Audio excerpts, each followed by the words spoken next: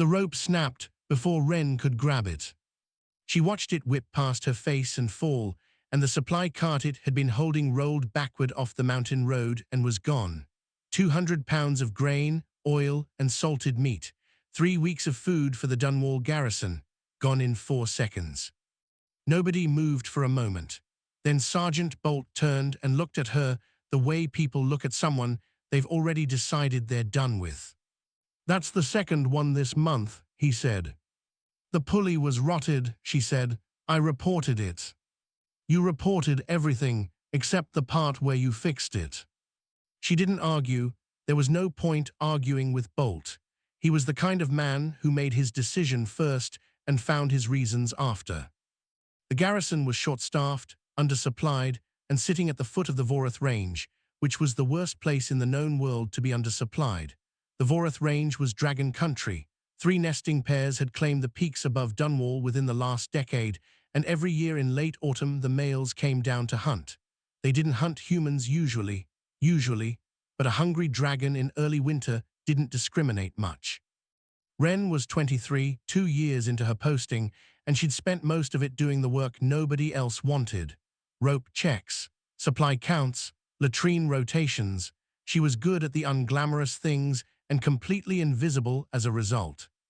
She spent that evening in the garrison's storage cellar counting what they had left. The numbers were not good.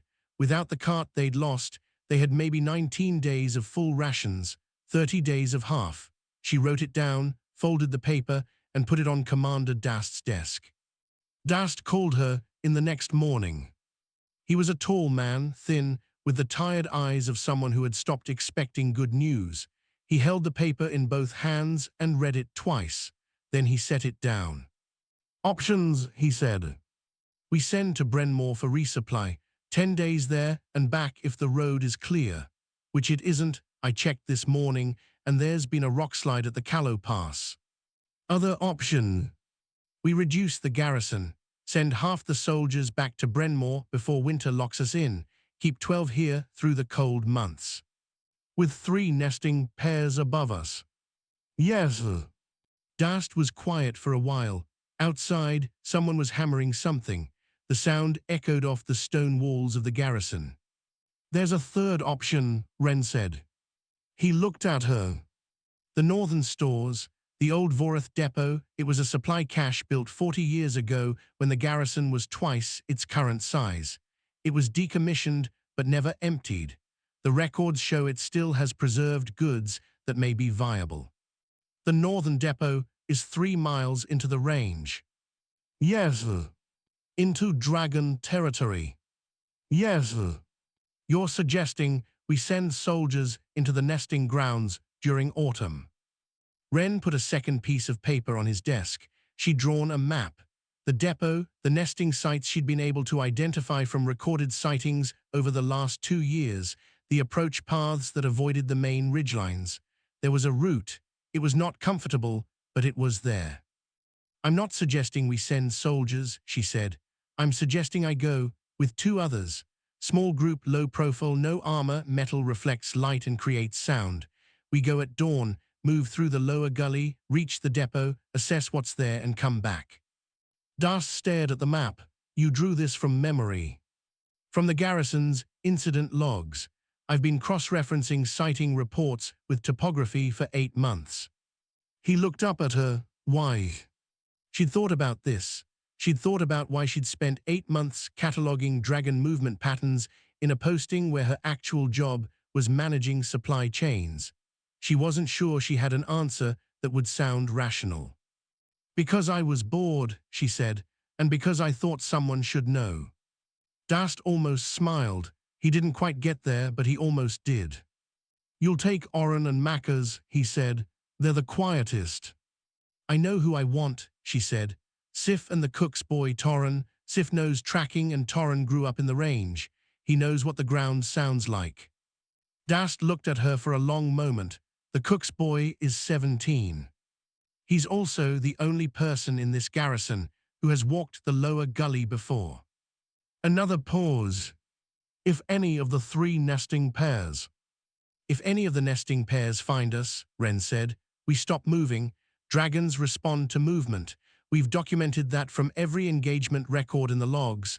We don't run, we don't fight. We stop and we stay still and we wait. She said it calmly. She believed it because the evidence supported it. She did not think about what it would feel like to stand still while something the size of a barn circled overhead. She would think about that when it happened. Darst rolled up the map and handed it back to her. "You leave at first light," he said. She took the map. "Thank you, sir." "Don't thank me, come back." She walked out of his office. In the corridor, Bolt was leaning against the wall. He must have heard some of it through the door. He looked at her the way he always did, like she was a problem waiting to become someone else's fault. She walked past him and started packing. Torren had never been asked his opinion about anything before. He'd been told things, ordered things, given tasks and checked on afterward. He was the cook's assistant, which meant he was the boy who peeled vegetables and hauled water and got shouted at when the stew came out too thin. He was 17 and had lived in Dunwall Garrison his entire life because his mother had cooked there and his mother's mother before that. When Wren came to find him the night before the mission, she sat down across from him at the preparation table while he was skinning turnips and asked him a question. "The lower gully," she said, "does it flood in autumn?" He stared at her. "Number drains fast, gravelly base. The northern wall of it, the section past the second bend, there are records of loose shale there from 15 years ago. Has it settled?" "Settled and grown over," he said. "Grass roots hold it now, it's quiet." She wrote something in her small book. "One more, the depot building, do you know what direction the entrance faces?" "West," he said without thinking. "I used to go up there when I was a kid, before it was restricted. My mother knew the old caretaker." Wren looked up from her book. She looked at him the way almost no adult had ever looked at him, like what he'd said was useful. "Good," she said. "We approach from the east then. The entrance shadow will cover us during the early morning hours." She stood up to leave and then paused. "Bring your heaviest boots. The gully stones are uneven." She left. Torren sat with his turnip and his knife and felt something he didn't quite have a name for, like he'd been handed something unexpectedly and wasn't sure yet if he was allowed to hold it. They left before the sun was fully up. Wren, Sif, and Torren, 3 people in dark undyed wool with no armor and nothing that would catch light. Wren carried the map. Sif carried a short blade and a length of rope. Torren carried extra water and a small jar of rendered fat, which Wren had requested for reasons she hadn't explained. The lower gully entrance was behind a cluster of grey boulders that Torren had climbed as a child. Walking past them now felt strange, like visiting a place from a dream where the proportions were all wrong. Sif was a woman of maybe 40 with a tracker's economy of movement. She didn't speak much. She walked behind Wren and watched the sides of the gully while Wren watched ahead and Torren watched where he put his feet because Wren had asked him to listen to the ground. "Loose stone sounds different," she'd explained. "It shifts before it breaks. If you hear it change underfoot, stop." He listened. The gully was quiet.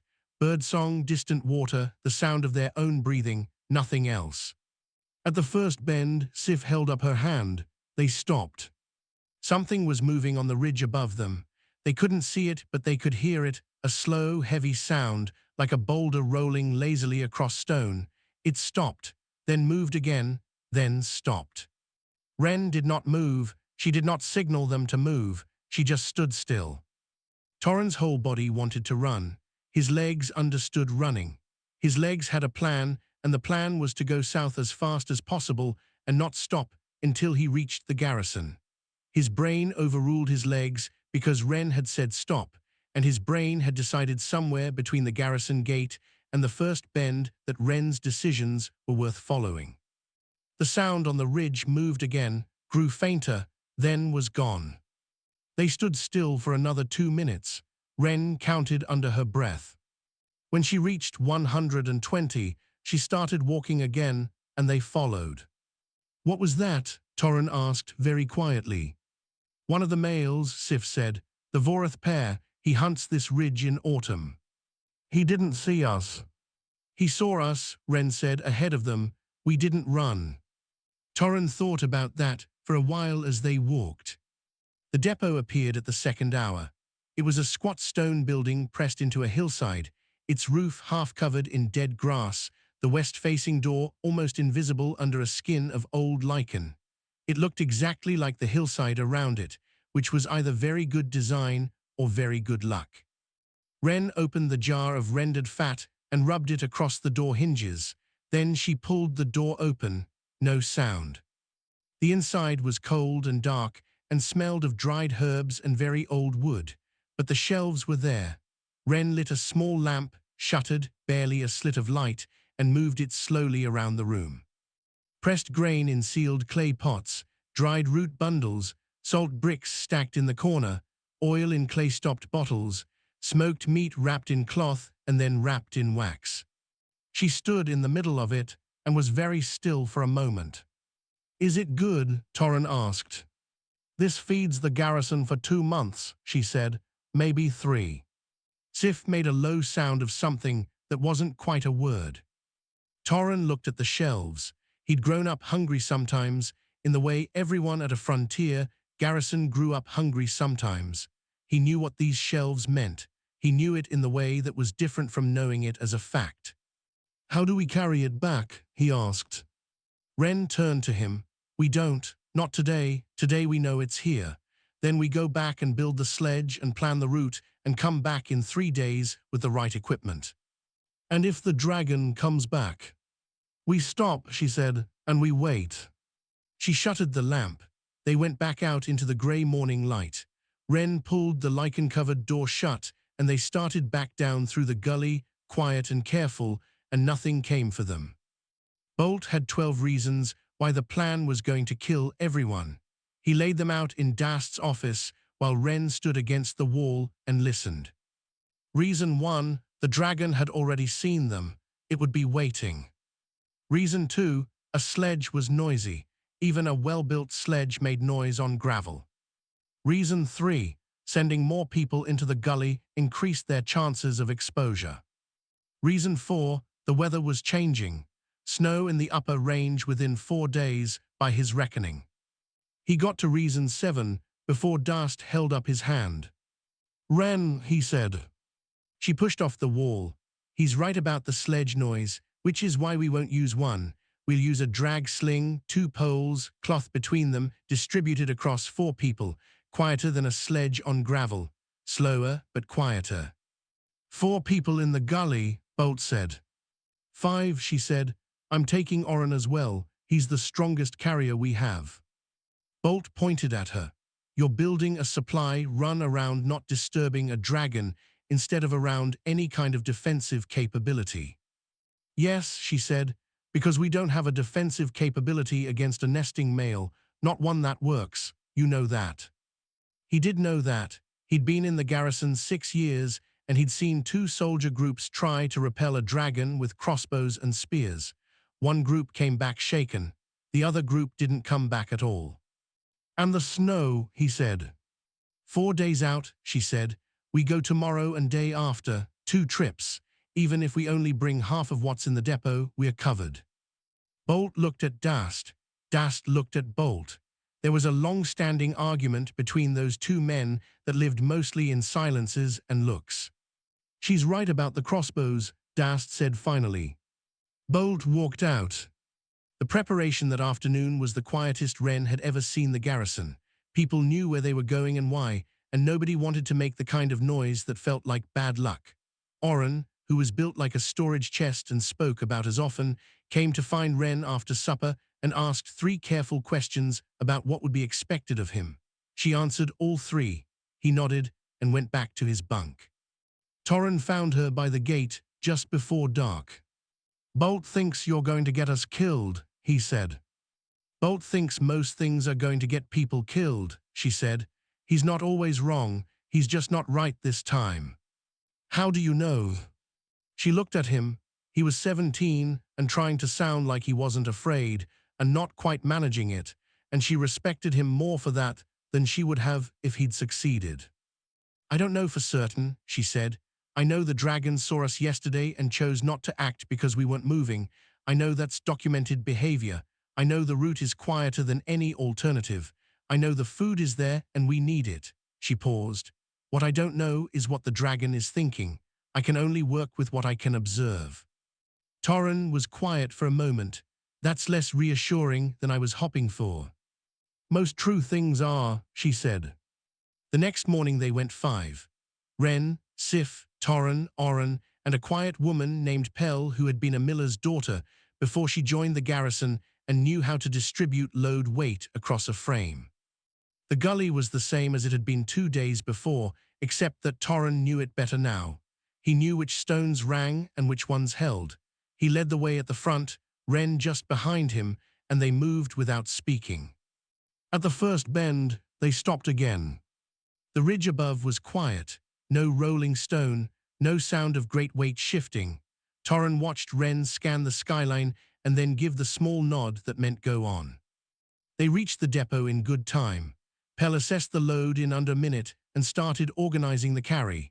She and Oren took the heaviest items, the salt bricks and oil, and Ren, Sif, and Torren took the preserved meat and grain. They were on the way back, moving well, when Sif stopped.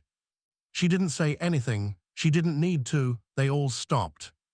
The shadow came before the sound, a broad darkness that crossed the gully from north to south, and then the sound, a deep, rhythmic beating, slow and enormous, like a heart the size of the sky. The dragon passed directly above the gully. Torren looked up through the gap between the gully walls and saw it. He'd seen them from the garrison before, distant shapes against the mountain. This was different. This was close enough that he could see the individual scales along the belly, the way the wing membranes caught the light, the slow, deliberate movement of the enormous head as it turned. It looked down into the gully. Torren was absolutely still. His hands gripped the drag frame. He did not breathe. Beside him, Ren was as motionless as the stone walls around them. Oren, 12 feet away, had become a statue. Pell's eyes were closed. Sif watched the sky. The dragon circled once, then twice. On the third pass, it angled away north and rose, catching an updraft, and was gone behind the ridge. Nobody moved for another 2 minutes. Then Ren started walking. The others followed. They came out of the gully into the open ground south of the boulders, and Torren finally let himself breathe properly, a long shaking exhale that he tried to keep quiet. Oren looked at him. "You all right?" "Yes," Torren said, which was mostly true. Pell said nothing. She was already calculating the second trip. The snow came a day earlier than Bolt predicted.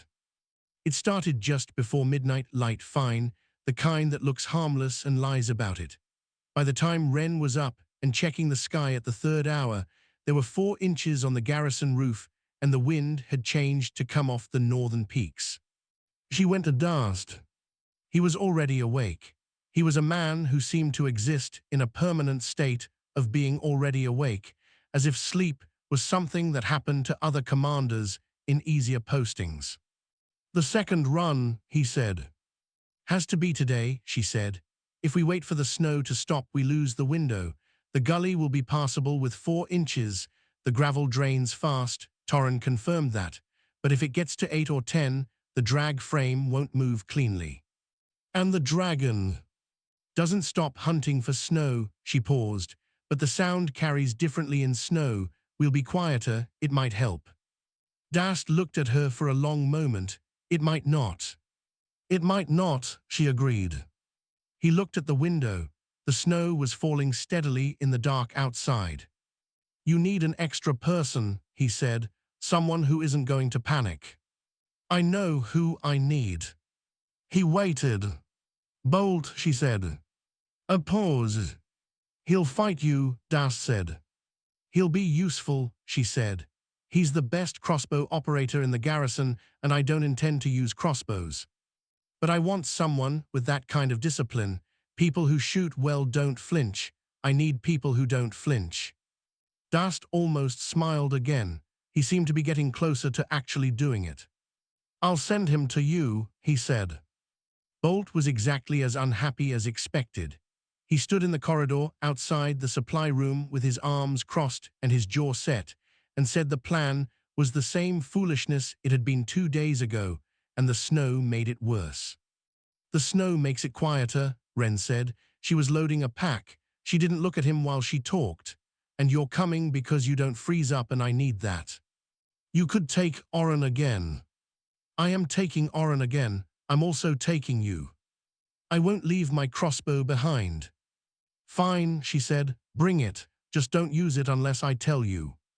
He was quiet for a moment. And if a dragon comes? Stop moving. Wait. For how long? She looked at him then. For as long as it takes. He held her gaze. He was a man who had survived 6 years at a frontier posting by being harder than the things around him. She could see him working through something, not the plan, but something else, some assessment. You're not afraid, he said. It wasn't an accusation. It was closer to a question. I am afraid, she said. I just know what to do with it. He uncrossed his arms. Right, he said. When do we leave? The group was 6 this time. Ren, Sif, Torren, Oren, Pell, and Bolt. They moved through the snow in the grey pre-dawn light. The world had gone soft and muffled. Their footsteps barely registered on the snow-covered ground. The gully entrance looked different under the snow, softer, the angles blurred. Torren paused at the mouth of it and tested the ground with his boot. The gravel shifted and drained exactly as he'd said it would. He nodded and went in. They moved slower than the first 2 trips. The loaded drag frame, this time they were taking everything that remained, was heavier, and the snow made the footing less certain. But the silence was remarkable. Ren had been right about that. The mountain fell asleep under its white cover, and they moved through it like a thought that hadn't finished forming yet. At the depot, they loaded quickly and efficiently. Nobody spoke except Pell, who said 2 short sentences about weight distribution that everyone followed without discussion. The return was harder. The grade that had been manageable empty was work with the full load.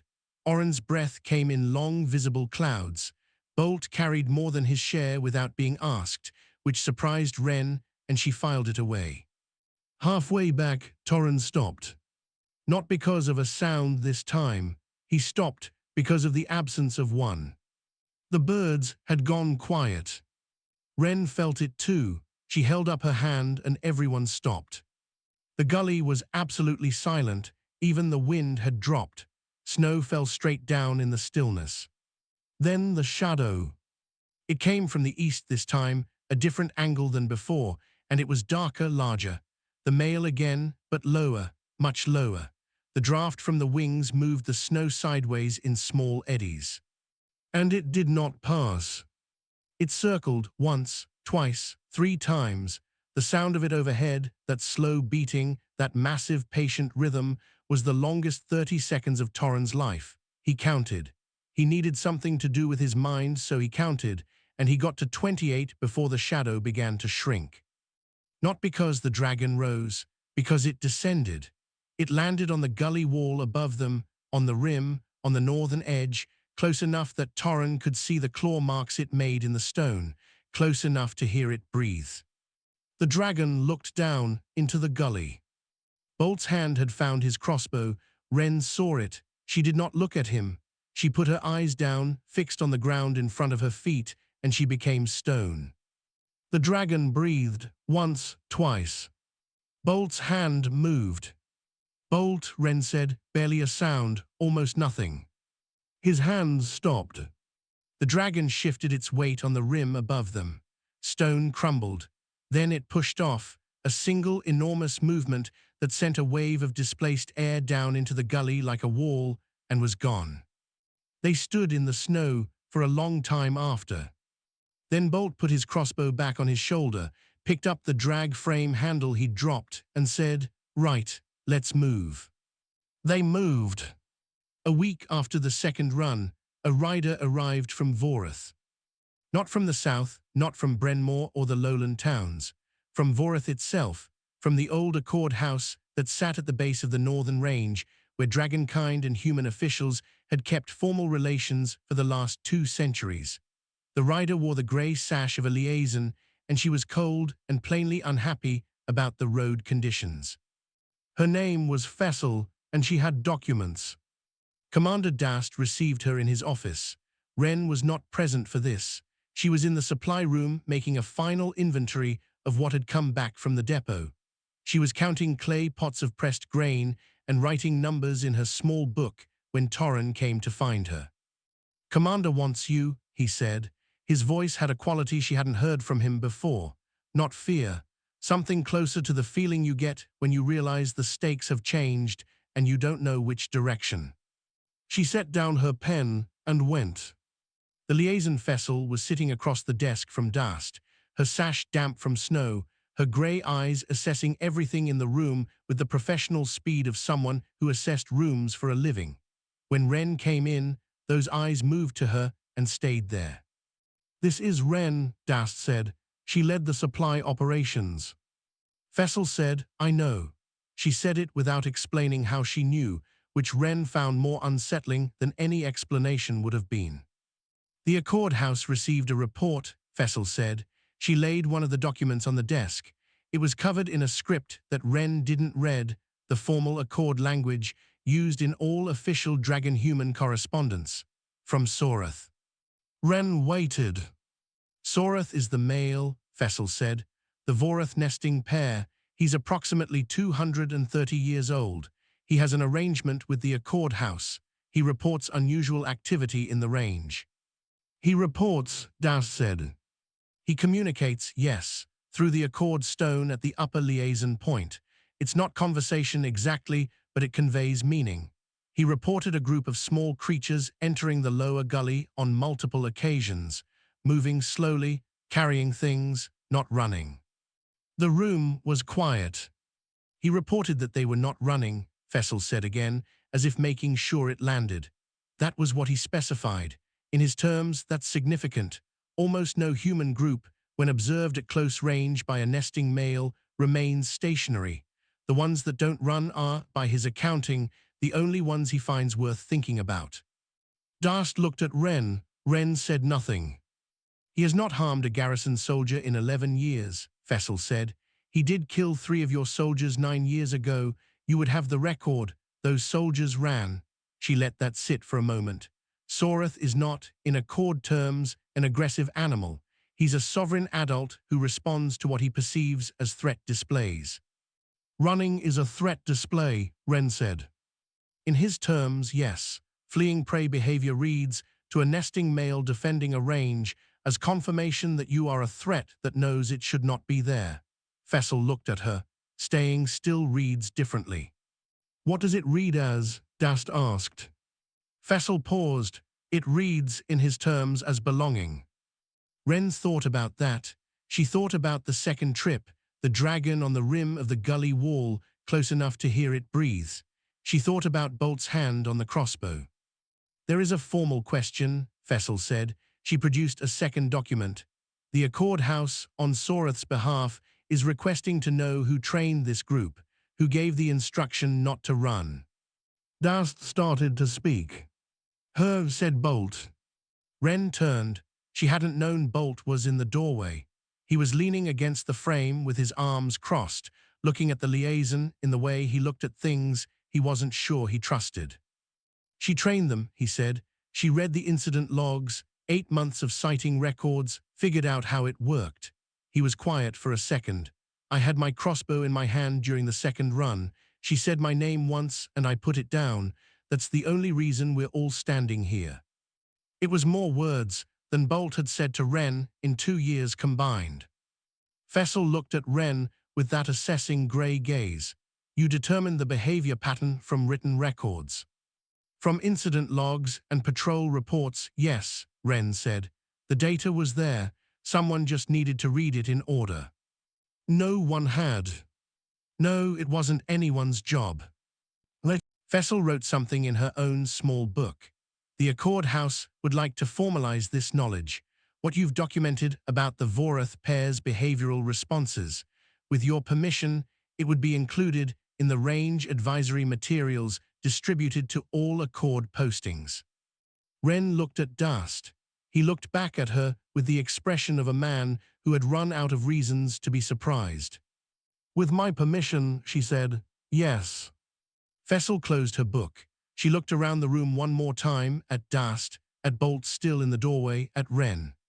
"The garrison here," she said carefully, "has spent 11 years at the foot of an active nesting range without ever attempting to understand what it was living next to." "Yes," Dast said.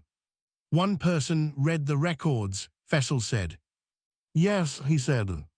Fessel nodded slowly, as if confirming something she had suspected before she arrived. She picked up her documents and rolled them into her case and stood. "The Accord House will send proper advisory provisions," she said. "In the meantime, I believe you have a supply situation to manage." "It's managed," Dast said. "We have 3 months of food." Fessel glanced at Wren. "Yes," she said, "I imagine you do." Spring came to the Vorath Range the way it always did, slowly, arguing with winter the whole way, giving back ground it had taken inch by inch over months of cold. The garrison changed in small ways over those months, not dramatically, nothing was announced, but things shifted. Bolt started appearing in the supply room in the evenings, not to check on Wren specifically. He would come in, look at the numbers she'd posted on the board, ask 1 or 2 questions, and leave. After the 3rd week of this, she gave him a reading copy of the incident log summaries and told him what to look for. He read them without comment. Then he started contributing his own observations from the patrol rotations, things he'd noticed but never written down because nobody had told him to write them down. Within a month, there were 2 people maintaining the behavioral records. Within 2 months, 3 others had started contributing. Torrin was promoted. Not officially, the garrison's official promotions came from Brenmore and took paperwork and time, but functionally, Dast started asking him questions about the range the same way he asked Wren questions. Torrin handled it with the quiet care of someone who understood that he was being trusted for the first time and intended to deserve it. The Accord House materials arrived in late winter. They were extensive, not just the advisory provisions Fessel had mentioned, but a full correspondence protocol and an invitation. The liaison had passed Wren's documentation up the chain, and someone at the Accord House, who apparently spent their days thinking very hard about dragon-human relations, had found it significant enough to escalate. The invitation was to send a representative to the Accord House in spring for a formal documentation exchange. Dast sent Wren. She arrived at the Accord House on a morning in early spring when the snow was still on the upper peaks, but the lower roads were clear. The house was a long stone building with high windows and a roof that had been reinforced, she noticed, with much heavier beams than standard construction required. There were people here who lived alongside dragons not as an emergency, but as a condition of their work, and the building showed it. The scholar who received her was an older man named Corvett, who had white hair and hands stained permanently with ink, and the manner of someone who found most things more interesting than other people generally expected. He sat across from her and read her documentation for an hour without speaking. She waited. She was good at waiting. When he finished, he put the papers down and looked at her over the top of them. "You wrote this from garrison incident logs?" "Yes." "Logs that had been in those files for how long?" "The oldest entries I used were 31 years old." He set the papers down. 31 years, he said, as if placing the number somewhere in his mind where he could look at it properly. "Sorath has been active in the Vorath Range for 230 years. We have Accord records on him going back 160. In 160 years of formal documentation, no garrison posting in that range produced a behavioral analysis." "People were busy," Wren said. Corvett looked at her. "People were afraid," he said. "Afraid things don't study what they're afraid of. They avoid it. They manage around it. They survive it if they're lucky." He tapped the papers. "This is what happens when someone stops being afraid enough to look." Wren thought about that. She thought about the 8 months of evenings in the supply room, cross-referencing patrol reports with topography, building a picture of something enormous out of fragments. She hadn't been fearless. She had been afraid the whole time. She'd just been more interested in the problem than she was paralyzed by the fear of it. The Accord House wants to send this to every frontier posting within range of an active nesting site, Corvette said, with attribution, your name on it. That's fine, she said. You understand what this changes. She thought about the garrison in winter, about Torrin leading the way through the gully in the dark, about Bolt's hand on the crossbow coming away because she said his name once, about the way Pell calculated load weight in the coal depot without being asked because the work needed doing. I understand what it changes at Dunwall, she said. Everything else depends on whether other people read it. Corvette smiled. It was a real one, not the kind that meant something else underneath. There are 200 frontier postings in the Accord territory, he said. Every single one of them has files in a room somewhere. 30 years of incident, reports that nobody has read in order. He slid the documentation back across the table to her. I'd like you to help us fix that, he said. She picked up the papers. All right, she said. She went home in late spring, when the Vorath peaks were showing stone again above the snowline, and the lower range was green and loud with returning birds.